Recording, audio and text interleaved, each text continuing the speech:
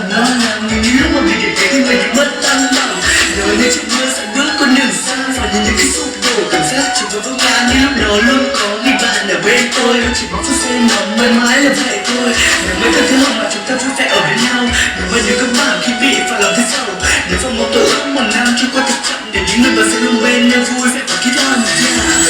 Hôm nay tôi cùng vui với thầy cô, và ngày mai ta đi chơi với bạn bè tôi mai ở xung quanh đường tôi rất khó khăn, nhưng luôn đang đó không ai lo, bạn bè đều luôn luôn bên tôi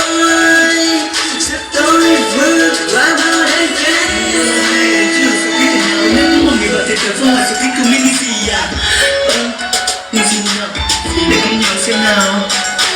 20 tháng 11 đó là ngày của nhà giáo chết rồi khi quên mất chưa chuẩn bị đoàn chạy nhanh ra một cổng một ngày một bóng ma rồi đi siêu thị tất cả quên mất ai cũng nhận được cười hạt mọi người cùng vỗ tay tiết mục thật hay hai cô vẫn biết ngày nào bạn và tôi hãy giơ tay thật cao lên tất cả gương mặt hiền đó chính là cô thật mà đã luôn người ta từng ngày yeah. Lên đây cho tuổi đi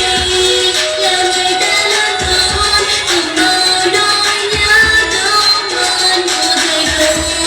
bao nhiêu năm tháng qua đời đã đôi năm con để con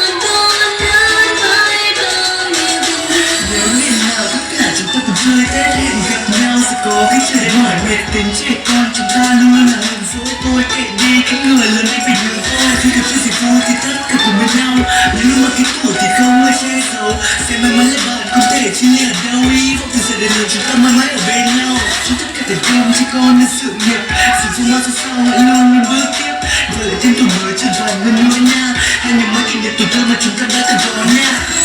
Lên đây cho tuổi đi